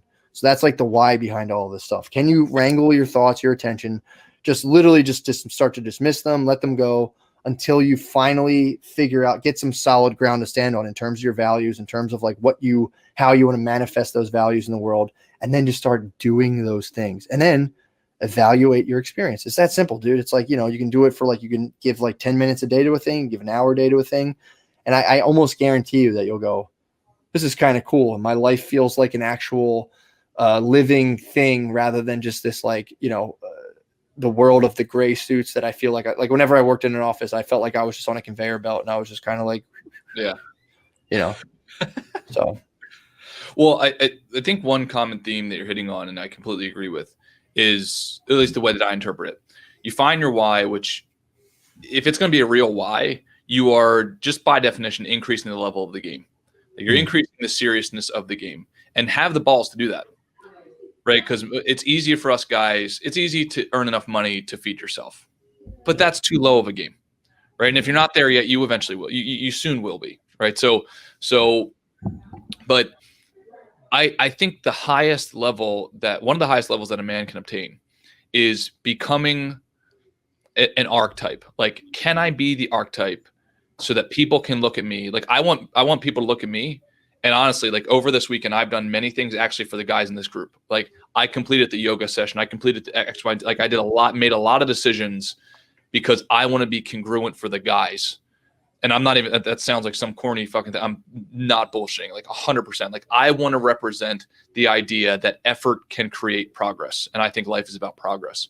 So when I have men think of me, I want them to think of me. It's like, oh, I came from this place. And if I give effort, Wes did it. So therefore, like, I know that if he can do it, I can do it. And I think I think one of the deepest levels of why that you can obtain is, can you embody an ideal so that others can look to you for that archetype? And to me, like that is one of the ultimate forms of living. Can you be a model for other people? Not in an egotistical way, but to show them it's like, hey, I came from this place. If I can do it, you sure as shit can do it. No doubt about it. Yeah. I mean, dude, that again, you talk about like anxiety, depression killers. It's like, all right, well, just like stop doing stuff for yourself and do it for other people. That's something that helps me big time. Of like, and it's the same exact thing, dude. If I wasn't doing this, oh, dude, there were so many things. There were so many places I was eating at that I just would have been pigging out, stuffing myself. Would I have worked out? No. Would I have done this? It's like, when you're accountable to a group, because it's not just about you. It's like, again, it's like, I'd feel like a total dickhead if I just sat here. If I did these for the next like 6 months and just slowly just like, became, not to be a dick, but like poorer and fatter and was like, come on guys, you got it. And I just wasn't doing any of it and bullshitting. I feel fucking horrible about myself. But if they're without this kind of structure in place, there's nothing to feel horrible about. It's like, yeah, come on, enjoy yourself. Or like, as you get old and have kids, you just gain weight. It's just how it is. And blah, blah. I could feed into all that shit that I want. So it's like, again, just having the structure, having the audacity to have values, because again, most people look at you kind of weird when you start talking about like, if I were to read that whole thing of like all of my values for all the things, people are like, oh man, that's intense. Like chill out, this or that. But it's like, you need that. You need something intense. Otherwise, again, you're just going to float right into the drift and the current that is just kind of like popular society and everything else. And you'll be in it and you'll say, hey, I don't like this, because we have like an inbuilt yearning for self-directed activity, right? If people are telling, nobody really, some people actually, I think, like to be kind of like excessively guided, but it's like for the most part, nobody likes to be told what to do to the point where they're just doing things their whole life they don't want to do. Most of us, men. Huh? Jesus. Testosterone is the individual hormone. It is not oxytocin, right? Like that's why we need to have conversations more like this, because eventually we get socialized out of our independence, right? We start to depend on too many other humans because the system teaches us that, and then we drink a little too much, we get a little overweight, we don't have much. So you back yourself in this corner where all of a sudden, the positive side is way too high of a mountain. So then it's like I'll land on the dependent side. I'll take my paycheck. I'll take my whatever, right? I'll check the bot, and then I'll complain about it on the weekend to my 10 a.m. crew at Nick's Roast Beef. Well, yeah, and here's the thing too. I think too that like that lack of meaning, because like say take substance abuse, and I'm kind of spitballing here, but I was thinking, this is just a thought I had.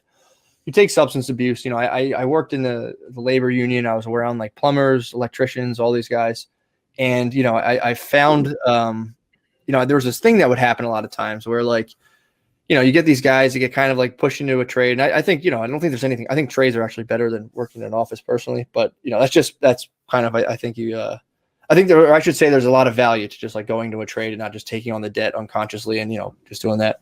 Yep. But so with this thing, I'd find a lot of times these guys, would just live this kind of like almost like brutal existence where like they couldn't give themselves anything. You know, they're like, oh, you know, they would just like, you know, they wouldn't have any sort of real conversation. They wouldn't kind of try to connect with anyone on any deep level until they would get a really bad drug addiction. And for some reason, it's like it's finally okay for men to open up about their feelings only if they've had some sort of experience with drug addiction. And again, going back to the Ernest Becker book, The Denial of Death, that's this. It's like we were so bereft of values, and there's no hero systems. And in a way, a battle with addiction is in a way a hero system. It's like I confronted this ugly monster named addiction, named heroin, named this, named that, and I've come out of the other side, and now I'm here. And it's like almost this like it's like horrible transfer, you know. And I'm glad that people stop doing drugs, but it's almost like this like it's the only available personal transformation system when there's nothing else really. It's just like consumer culture. You know, go, you know, get a job, do this, do that. And if a lot of people just like the naturally, let's say a lot of people don't naturally, and myself being one of them, don't gel with overarching culture of like, you know, here's your thing, man. There's a job, you get a house, and that's just that. You fill your little role in society. You put on a sweater around Christmas, you drink eggnog, and, you know, it's like, that's just all there is. And some people take to that really well. And it's like, for me, that was like a fucking nightmare. I was like, that sucks. I don't want anything to do with this.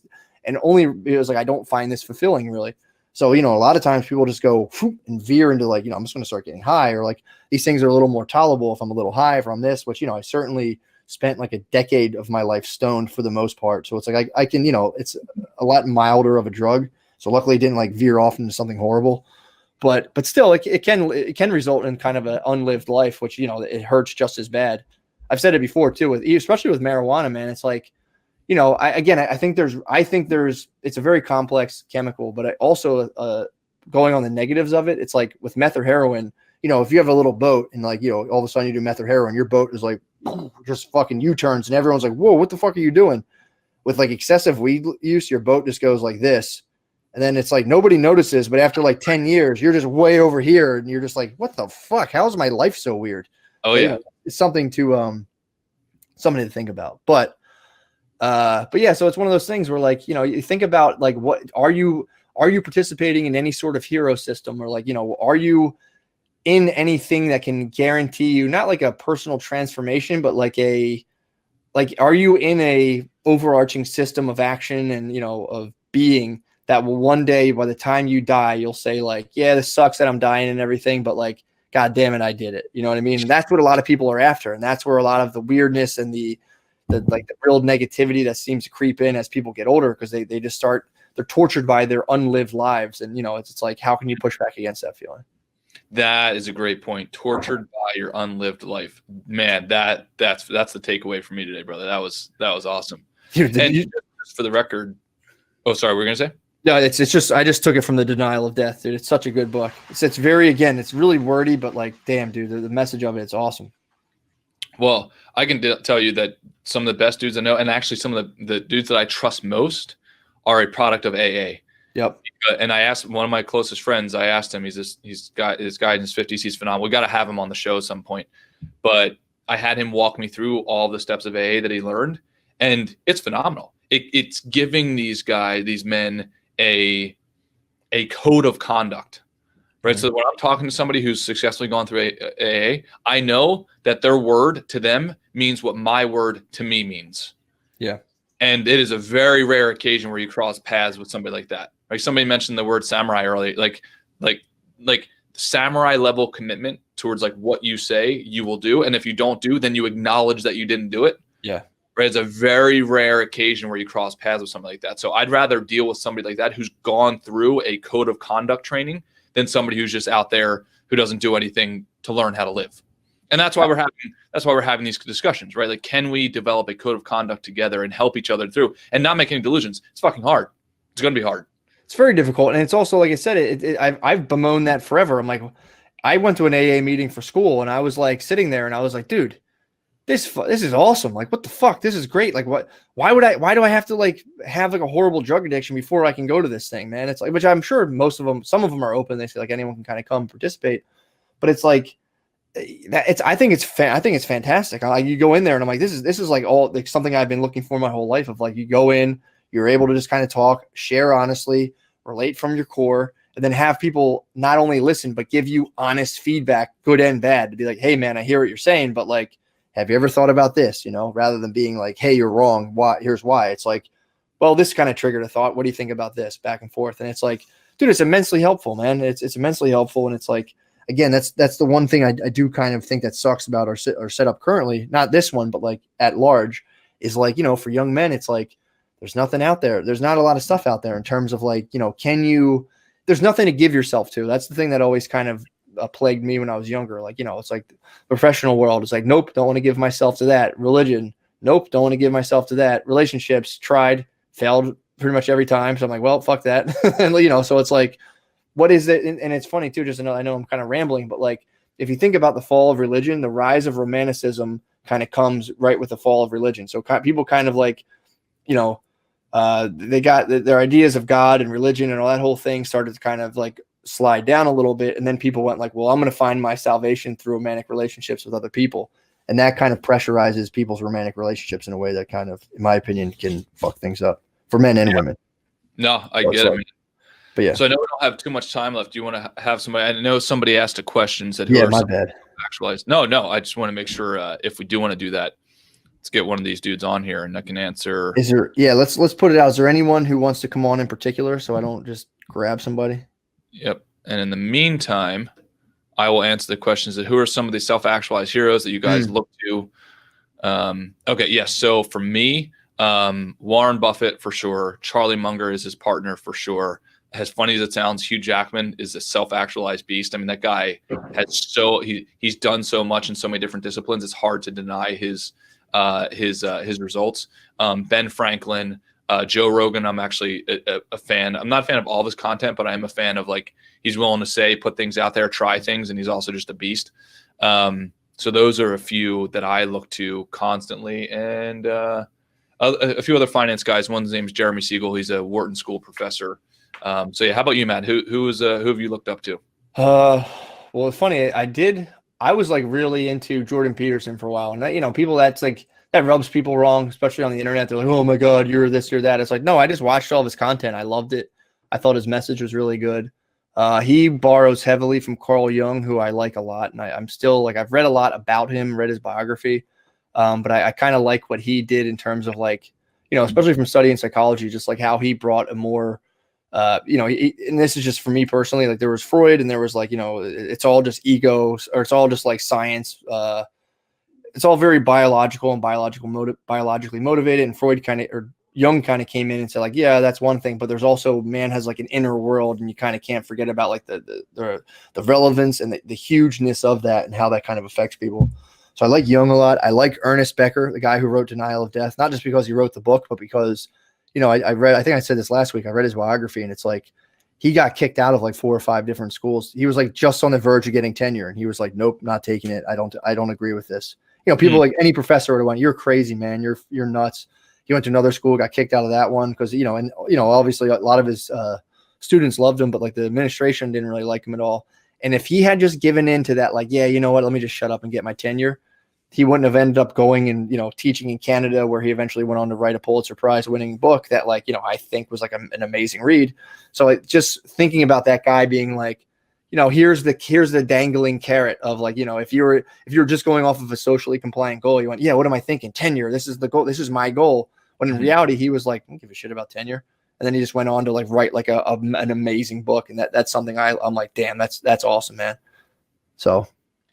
Oh yeah, no, I completely agree. So I think what we're both hitting on is the cool thing is you can have heroes and people that you connect with who are living and not living, and really respect their body of work. And by the way, that also means you do not have to respect their whole life. Yeah. There's a lot of outliers where you only want to focus on the things that they've done well, and you sure as hell do not want to focus on the things they did not do well. Yeah. So I think a lot of people throw the baby out with the bathwater. They're like, oh yeah, well, Tiger Woods cheated on his wife. It's like, yeah, don't do that. Yeah. It's pretty simple, but you can't say, well, I'm not going to take lessons from him. So, that's how I feel about Kanye West right now, dude. A lot of people are like, oh, he's crazy. He's this, he's that. And it's like, all right, whatever. Like, yeah, I don't agree with him about everything at all, but it's like the fact that he can go on and just openly share things that he knows are going to completely like rocket things and set off all kinds of chain reactions it's like I can admire that while not being like, I'm not gonna like, I don't know, like walk around and like start like wearing all of his stuff and try to like be him totally. But it's like, yeah, you can take aspects of almost anyone and be like, well, that's pretty cool. So let's I think I saw Delco, Jim, and Ray want to come on. So let's do a quick check-in with both of them. How about that? That's one-on-one. All right, Delco, Jim, get up here. And then we'll wrap because I think it's almost 1 o'clock. Yeah, I've got a meeting in 15 minutes. All right, we'll do a 5-minute check-in. Delco, Jim, what's up, bro? What's going on, fellas? What's up, Beast? What you up to, man? Just fucking having a bowl, starting my day. There you go. Listening to the meeting, having a good time. A lot of valuable things I took away from today. A lot of stuff said in the chat is very valuable as well. All right, well, I'm gonna put your feet on the fire. What have you done since last time? You think? What have been some action items you ripped? Oh, we're getting heated. We're getting heated now. Not fucking around. I got my driver's permit, which is a big W. Hell yeah. Learning how to drive, better late than never, in my opinion. Absolutely. Took an L this week. I got big league by the fucking Sandman from ECW. That fucking sucked. Hold on, what? Let's explain. I'm interested now. What was that? So this dude that I like, my brother and I idolized when we were kids, started coming into my Starbucks as an Uber Eats driver. Awesome. And so like my buddy and I were trying to like talk to him about wrestling. It's the Sandman. He's like a legend. Mm-hmm. And like he totally like blew us off and was a total fucking asshole. And it was like crushing defeat for that day. Damn. Well, yeah. It was real. It was like at this point in it, it's funny. But at that time I was like, all right, so like fuck this guy. Like none of that ever happened. It's a good opportunity for you to be a leader in that, because I've got to imagine, I don't know who Sandman is, but I've got to imagine that what probably is going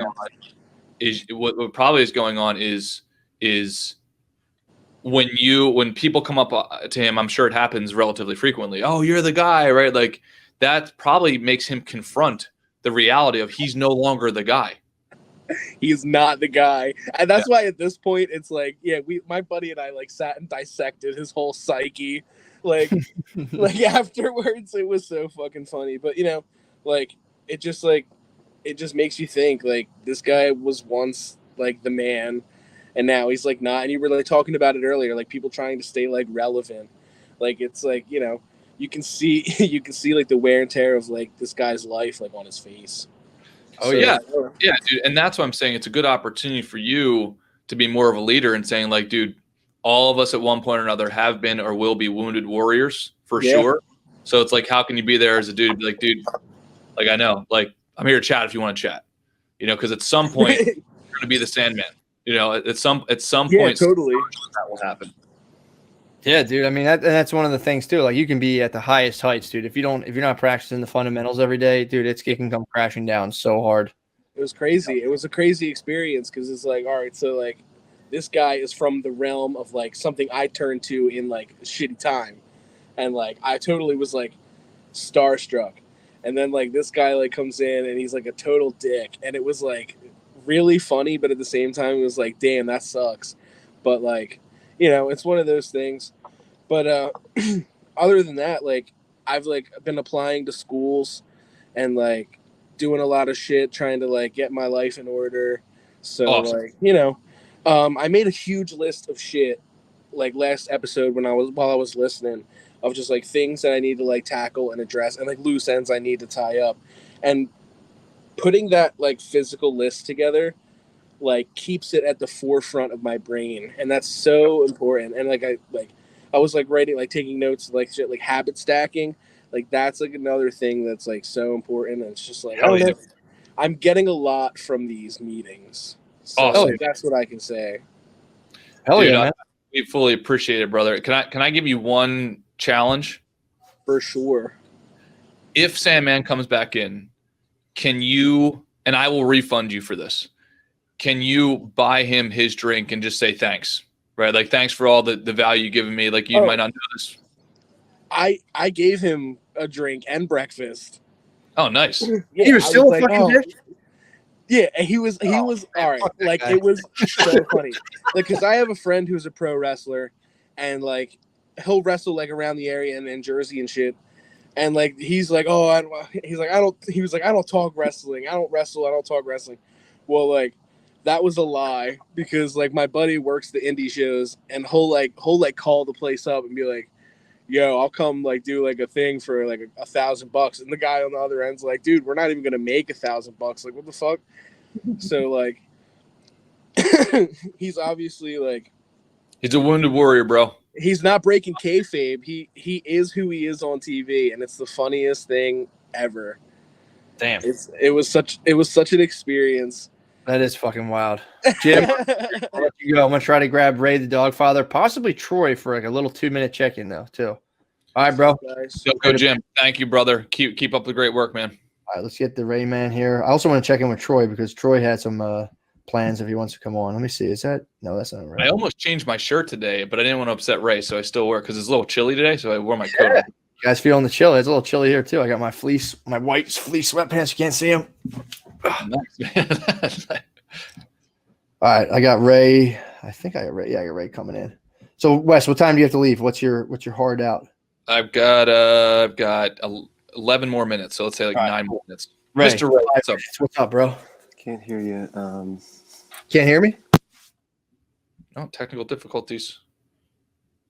I'll give you another second and I'll pop you back on. Here, I'll pop you back on. I'll throw Troy man up, get that figured out. Troy, I'll if you want to come on, you can. If not, don't sweat it. I'll just dance until Ray comes on. I don't think have we ever had Troy? I don't think we ever did. had. Yeah. Did we? Troy, I think Troy was the one who was going to whatchamacallit. Did he say? I think he said he accepted a few minutes. Yeah. So that was the one who was debating whether or not to go to Japan. Oh yeah, definitely. Awesome. Yeah, I'd love to hear his update, man. And again, if you don't want to come on, obviously you don't have to. Just like to check in, see what people are up to. Oh hell yeah, we got him. He's going. What up, dude? Sorry about that. That took a little bit of time. I was on a call for work. Oh, dude, yeah, no sweat at all. I see you. You are not in your house, sir. I can see the tiled ceilings and everything. You are at work. Yeah, I work as a customer service rep over at a university. So they're slowly letting people back in, and I'm the only one in the office right now. Oh, hell yeah, dude. So is this a good time? I don't want to jam you up. Oh, yeah, it's perfect because now I'm in the back of the queue for the next call. All right. So how's it? Quick check it. How's everything going? What's going on? To be honest, I've had a pretty hard week. My girlfriend just moved back to Japan. She was part of a program that she was going to finish up for next June. She came back for a few months because of COVID and just left. And it's been hard. It's been really rough to figure out to get myself together because I was practicing good habits. I was doing meditation, exercise. Oh crap. Just getting a call right now from my man. Go ahead. We'll switch off. Cool. Get awesome. Thanks. Later, bro. This is we got a little bit of musical chairs going on here. Well, and to Troy, maybe he can listen to this later. Dude, the anchor habits, man. That's why it's like for me, the answer always is get back on the anchor habits. Like tell your brain to not judge yourself until you get back on the anchor habits. Like just keep on delaying that judgment, man, because that's the very thing that gets you back grounded. Yeah. Sleeping, water, right? Meditation, all those things. Of that damn scorecards, I still haven't fucking got out to you guys. So I will get it out to you guys. Hell yeah. Ray, what's up, brother? What up, boys? What's up, Ray? Gotta brag a little bit. Started a new job. Woo. Cool, man. Because a friend of mine wanted me to start an art gallery with him. So we did that. Nice, man. Dude.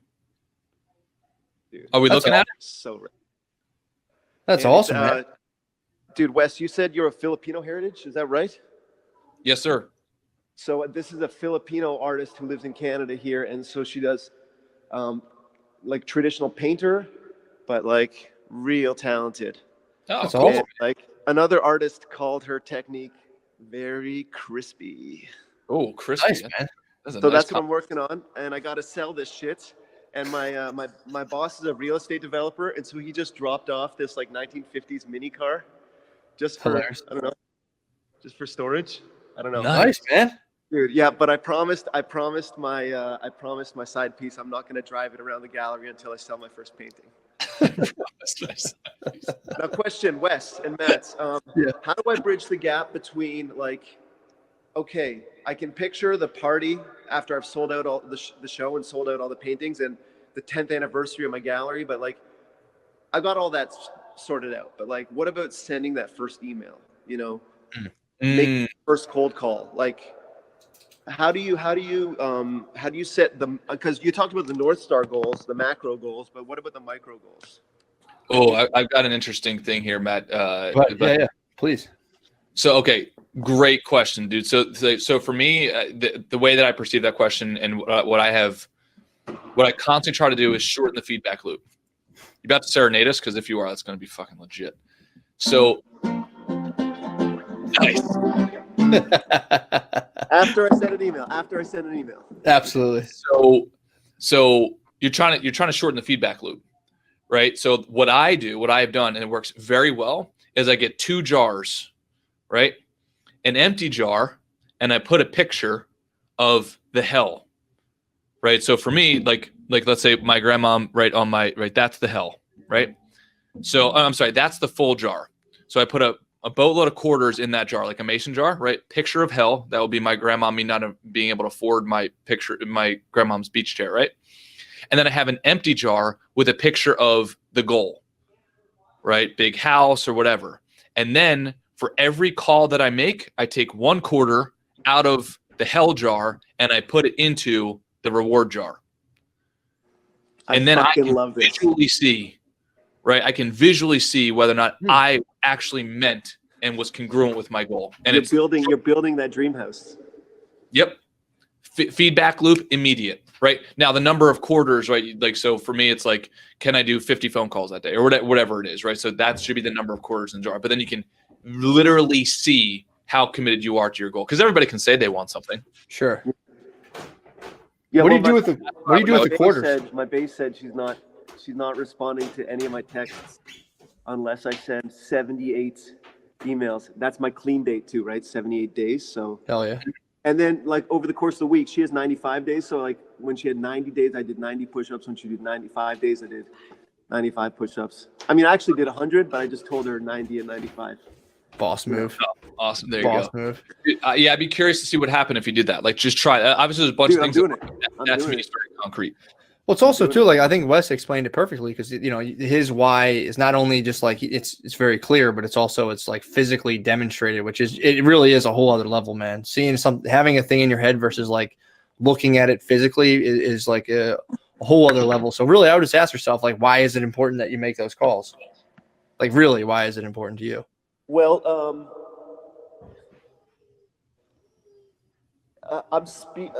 you know what? Couple of things. Like, I'm spiritually fulfilled when I talk about art with people. You know, the sending an email isn't talking about art, but if I can get them to come in, I can talk about art. Yep. Right. My bae also said that like sales gives me a raging boner. You know, it's actually like, and like ASB can like talk to me, probably speak to boners and sales. But Delco Jim said in Cathedral, what is actually, no, it's actually like one of these storefront black churches. Nice. You know, where they scream about hallelujah and stuff, like, and so it's not a cathedral, but nice, man. Yeah, man, it's fucking dream. Dude, the fucking don't leave before the miracle happens, man. That's what they say. And like, I like that thing. I gotta tell you, man, like the setting the goals that we do together, like, really helps. And like, I know I give you guys shit for that's part of the game. I know I give you shit for wearing like ab makeup or whatever, but I want to seriously tell you, like, this really helps. Like, this, just the setting the Monday to Friday goals alone. Yep. Like, I nailed 3 of them. You know, I nailed 3 of the 5. But like, yeah, that's just like and to just to be able to say it out loud and put it in the comments that I plan to do this. You know, like so much, like, it's such a difference compared to like, I need to do this. Just telling myself, I need to do this. Why didn't you do this? You know. Yep. And that's one of the biggest things too with the values. It's like you can ask those questions. Well, why is this important? Why is this important? Someone can do that to you forever. And they say in the book, the one lady was like, because I want to do it. And that's just the answer. It's as simple as that. It's like, that's because you want to do it. It's, you know, you don't always need like huge overarching reasons. It's just, it has to be legitimately that it's what you want to do rather, so I think that's pretty cool. And Wes, you're not the only Stephen Hawking's in the room. I got 3 degrees, but but I can't. I just like I've never been able to unlock. Like I don't even like the word potential because I've been using it since I was 12. It's like it's like whenever I unlock my brilliance, it's by accident, And so I don't even know. Like, and so it would be nice if I could. It would be nice if I could unlock it like when I'm at work. Well, get to it, dude. We're gonna let you go because I think Wes All right, about to jump out of his seat. Ray, just so you know, one thing on that, I actually think there's ingredients there, right? That I think you already know. You said you unlock it by accident. In my opinion, there is a certain quality that happens through quantity of effort. So I'd be curious if you just haven't done the quantity yet in work. That is what I would really, that'd be my vote for you to try the quantity play, and your brilliance will come up through that quantity. All right, Matt, hit that mute button. Later, dude. All right, brother. Also, there's another comment. I'll say this too. It was a little parallel thinking because that's what happens here in a mega mind. This is an awesome concept. Not only using why as to what's, dude. So look at this. Not only using why as to what's next for your program, but also a y axis to keep you grounded. I thought about this exact same thing. If you think about the y-axis is the reason, the x-axis is the action. And you just try to align those things all the time. I thought about that on the plane yesterday. Dude, our stat teacher in college would be very proud of you. Wasn't he Mr. McCullough or something like that? Yeah, that motherfucker. Still hate him. That's a story for another day. We'll have to tell the guys, Yeah. You got in a verbal altercation with our stat teacher. But dudes, awesome. Wes, can't thank you enough, dude. Stellar. You guys too. Stellar. Everyone have a good week. And Wes, one of the best things you ever said is like one of the cheats is just jump right into what you want to do right now. As soon as this thing gets done, don't lag, don't go, do whatever you do by yourself. Just jump right into your thing, which is what I'm going to do. Yep. Yeah. ASB, I actually have not seen emails. So send it to this one, wes2302@gmail. And actually, ASB, thank you, because now Wes at Rhomas.com is now live as well. So you can send it there. Because I looked at all my emails. I haven't seen it. Maybe I get emails during the day. But anyway. Also, very, very briefly, what I'm going to do real quick this week, I'm creating the value habit map. I absolutely will do that. I'm going to write 4,000 words in my book, 4 workout, try to get a perfect habit score, and do 2 learning modules. That's the things I need to do this week. So awesome. For me, the 2, I'm keeping them the same as last week. Scorecard get done, which I've been failing repeatedly at that, and then video out. All right. All right, dude. See you, man. All right.